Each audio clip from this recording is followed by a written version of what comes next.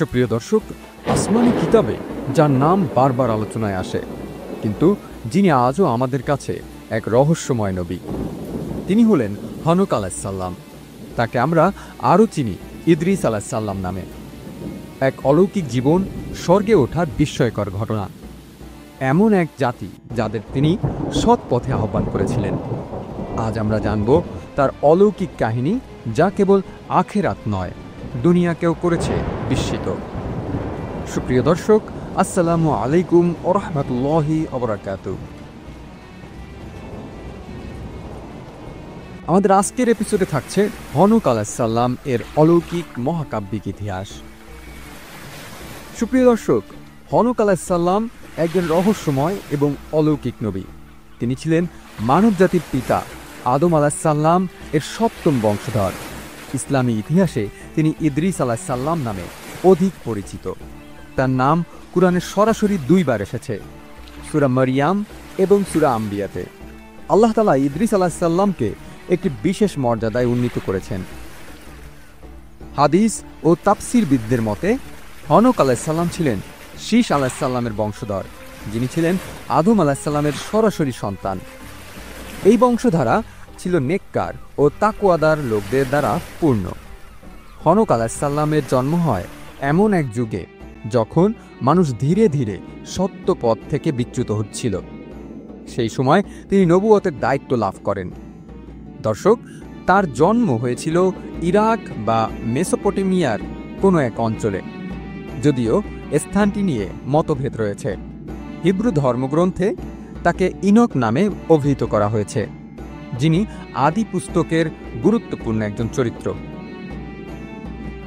ইসলামী তাফসীর অনুযায়ী ইদ্রিস আলাইসাল্লামের আসল নাম ছিল হনক বা হানুক।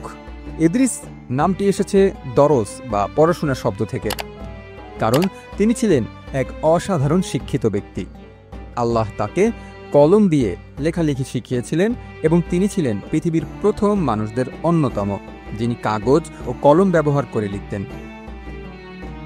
অনেক ইসলামী ঐতিহাসিক যেমন ইবনে কাসির বলেন, ইদ্রিস আলাইসাল্লাম ছিলেন প্রথম ব্যক্তি যিনি কাপড় সেলাই করেন এবং তারা তাকে সেলাই করা পোশাকের প্রবর্তকও বলেন। তিনি কেবল একজন নবী ছিলেন না, তিনি ছিলেন একাধারে দার্শনিক, বিজ্ঞানী, কবি এবং সমাজ সংস্কারক। জিবরিল আলাইসাল্লাম তার কাছে নিয়মিত ওহী নিয়ে আসতেন, আর তিনি সেই অনুযায়ী মানুষকে সৎ পথে আহ্বান করতেন। এভাবেই এক অলৌকিক জীবনযাত্রা শুরু হয়, যেখানে একটি সাধারণ বংশধারার মানুষ আল্লাহর বাছাইকৃত একজন নবীতে পরিণত হন। দর্শক, হনক আলাইসাল্লাম ছিলেন এক অসাধারণ জ্ঞানী। তিনি প্রথম মানুষ যিনি কলম দিয়ে লেখালেখি শুরু করেন। তাকে সেলাই করা কাপড়ের আবিষ্কারকও বলা হয়।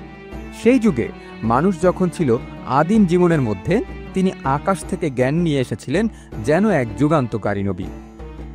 দর্শক, যখন মানুষ ধীরে ধীরে ভুল পথে হাঁটতে শুরু করে, যখন অন্যায়, শিরক ও নাফরমানি মানুষের জীবনে জায়গা করে নেয়, তখনই আল্লাহ তাআলা নবী পাঠান সৎ পথ দেখানোর জন্য। হনক আলাইসাল্লাম, যিনি ইদ্রিস আলাইসাল্লাম নামেও পরিচিত, তিনি এই মহান দায়িত্বের ভূষিত হন। আল্লাহ তাকে নবুয়তের মর্যাদা দান করেন এবং মানব জাতির প্রতি দায়িত্ব অর্পণ করেন। নবুয়তের ওহী তার হৃদয়ে নাজিল হয় ফেরেশতা জিবরিল আলাইসাল্লামের মাধ্যমে। তার জাতি তখন ধীরে ধীরে বস্তুবাদী ও পথভ্রষ্ট হয়ে উঠছিল। আল্লাহর ইবাদত ছেড়ে তারা শিরকের পথে হাঁটছিল। এই অন্ধকার সময়ে ইদ্রিস আলাইসাল্লাম দৃঢ়ভাবে দাঁড়িয়ে গেলেন। তিনি নির্ভীকভাবে ঘোষণা দিলেন, তোমরা একমাত্র আল্লাহর ইবাদত করো, অন্যায় থেকে ফিরে এসো, নতুবা তোমাদের জন্য শাস্তি অবধারিত। দর্শক, তিনি ছিলেন এক নবী যিনি কেবল কথা বলেই ক্ষান্ত হননি, বরং সমাজকে পরিবর্তনের জন্য কার্যকর ব্যবস্থা গ্রহণ করেছিলেন। ইতিহাসবিদ ইবনে কাসির রহমতুল্লাহি আলাইহি বলেন, ইদ্রিস আলাইসাল্লাম ছিলেন প্রথম নবী যিনি মানুষকে জিহাদের আহ্বান করেন। তবে এই জিহাদ ছিল আত্মরক্ষা ও অন্যায়ের বিরুদ্ধে সংগ্রামের নাম, নির্বিচার যুদ্ধের নাম নয়। এই যুদ্ধ ছিল সৎ পথ রক্ষা করার এক প্রতিরোধ। তিনি তার অনুসারীদের নিয়ে অন্যায়ের বিরুদ্ধে রুখে দাঁড়ালেন, ন্যায় ও ইনসাফ প্রতিষ্ঠার জন্য আন্দোলন গড়ে তুললেন। তিনি সমাজে নৈতিকতা ন্যায় বিচার এবং শৃঙ্খলা প্রতিষ্ঠার জন্য সংগ্রাম চালিয়েছিলেন। তিনি বলতেন, অন্যায়কে যারা থামায় না তারা শীঘ্রই তার শিকার হবে। তার ডাকের সাড়া দিয়েছিল একদল মুমিন যারা সত্যের পথে ছিল, কিন্তু অধিকাংশ মানুষ ছিল গাফেল। অনেকেই তার বিরোধিতা করে, উপহাস করে, তিরস্কার করে। তবে ইদ্রিস আলাইহিসসালাম বিন্দুমাত্র ভয় পাননি। তিনি তার নবী হওয়ার দায়িত্ব নিষ্ঠার সঙ্গে পালন করতে থাকেন। তিনি এক নবী ছিলেন যিনি ছিলেন সমাজ সংস্কারক, বিচারক, ধর্মপ্রচারক এবং যোদ্ধা, সব একসঙ্গে। এমন একটি অলৌকিক যুগে যেখানে নবুয়তের আলো খুব সীমিত ছিল, তিনি ছিলেন সেই আলো যা অন্ধকার সমাজকে আলোকিত করেছিল। দর্শক, তার ভাষণ, তার কাজ, তার নির্দেশনায় প্রতিফলিত হয় নবুয়তের প্রকৃত দায়িত্ব, মানুষকে জাহান্নামের আগুন থেকে বাঁচিয়ে জান্নাতের পথে ডেকে আনা।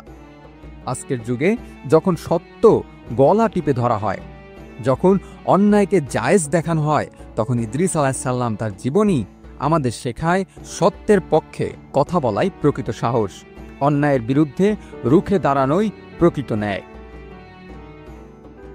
পৃথিবীতে অনেক নবী এসেছেন, অনেকেই অন্যায় ও জুলুমের বিরুদ্ধে সংগ্রাম করেছেন, মানুষকে ঈমানের পথে রেখেছেন।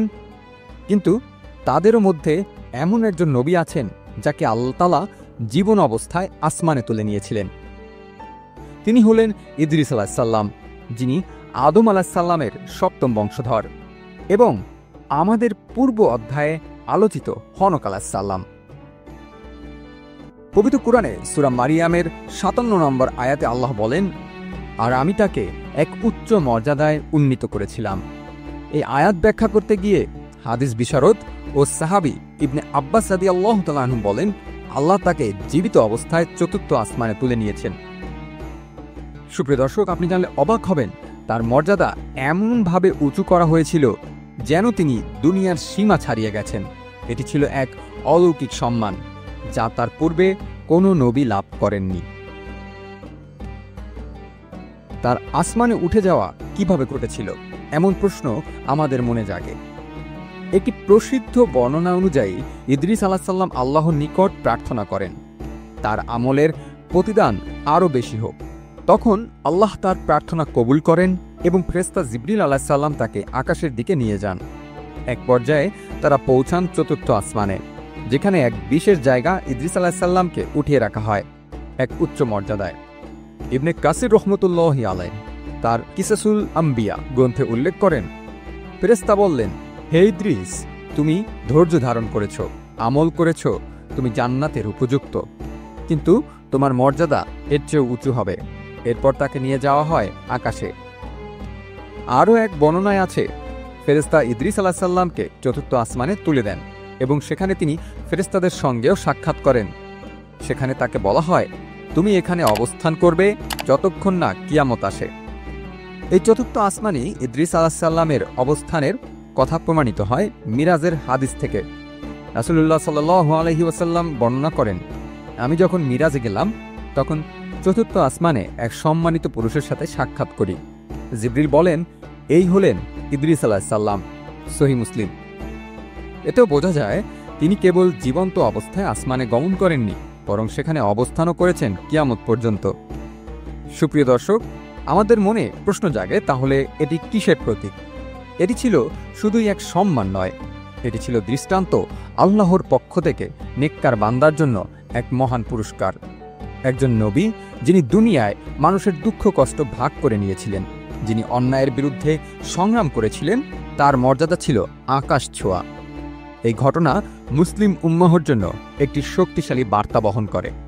সত্যের পথে থাকলে আল্লাহ নিজেই তার বান্দাকে উচ্চ মর্যাদায় উন্নীত করেন।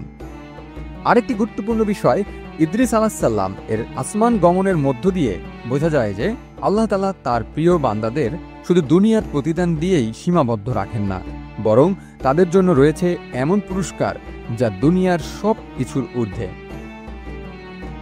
দর্শক, আজকের যুগে যখন ঈমান দুর্বল হয়ে গেছে, যখন অনেকেই মনে করে সত্যের পথে থাকলে শুধু কষ্টই কষ্ট, তখন ইদ্রিস আলাইহিসসালামের জীবন্ত স্বর্গে ওঠার অলৌকিক ঘটনা আমাদের মনে করিয়ে দেয়, আল্লাহ কখনোই তার বান্দার ত্যাগ বৃথা যেতে দেন না। দর্শক, ইদ্রিস আলাইহিস সালাম স্বর্গে ওঠার আগে তিনি তার জাতিকে বলে গিয়েছিলেন, তোমরা আল্লাহর উপর বিশ্বাস রাখো, অন্যায় করো না। আজকের যুগেও যদি কেউ হনক আলাইহিস সালামের জীবন চর্চা করে তবে সে আলোকিত পথেই চলবে। নবীগণের ইতিহাসে এমন কিছু নাম আছে যাদের পরিচয় সময়ের ধূসর রেখায় কিছুটা অস্পষ্ট হয়ে গেছে, কিন্তু আলেমদের গবেষণা এবং ঐতিহাসিক দলিলপত্র একসাথে মিলে সেই রহস্য উন্মোচনের চেষ্টা করছে। আজ আমরা এমনই একটি প্রশ্নের মুখোমুখি, হনক আলাইহিস সালাম কি ইদ্রিস আলাইহিস সালাম? অনেক আলেম বলেন হনক, ইনক এবং ইদ্রিস আলাইহিস সালাম এই দুটি নাম একই ব্যক্তির বোঝা যায়। এর পেছনে রয়েছে শক্তিশালী ঐতিহাসিক ও ধর্মীয় প্রমাণ। হনক ছিলেন আদম আলাইহিস সালামের সপ্তম বংশধর, যিনি আল্লাহর সাথে ঘনিষ্ঠভাবে চলতেন এবং হঠাৎ করেই উধাও হয়ে যান। এমনকি হাদিস শরীফেও পাওয়া যায় স্পষ্ট পরিচয়। রাসূলুল্লাহ সাল্লাল্লাহু আলাইহি ওয়াসাল্লাম যখন মিরাজে গেলেন, চতুর্থ আসমানে এক ব্যক্তিকে দেখতে পেলেন। তিনি জিবরিল আলাইহিস সালামকে জিজ্ঞেস করলে বলা হয়, এটা ইদ্রিস। সহিহ মুসলিম। প্রশ্ন হলো, ইহুদি ধর্মে যাকে ইনক বলা হয় এবং যাকে বলা হয় গড টুক হিম, তার পরিচয়, বংশধারা, আসমানে ওঠার ঘটনা, এমনকি সময়কাল পর্যন্ত সবকিছুই মিলে যাচ্ছে ইদ্রিস আলাইহিস সালামের সঙ্গে। দর্শক, তবে প্রশ্ন জাগে, কেন এই ভিন্ন নাম? এই প্রশ্নের উত্তর পাওয়া যায় ভাষাগত ও সাংস্কৃতিক পার্থক্যে। হিব্রু ভাষায় তাকে বলা হয়েছে চেনক বা ইনক, আরবিতে হয়ে গেছে ইদ্রিস বা ইদ্রিস। বাংলা ও ফার্সি অঞ্চলে এই নামটি রূপ নিয়েছে হনক নামে। অনেক ইসলামী ঐতিহাসিকের মতে হনক নামটি আসলে লোকমুখে প্রচলিত সংস্করণ, যার উৎস এসেছে ইহুদি খ্রিস্টান নাম ইনক থেকে।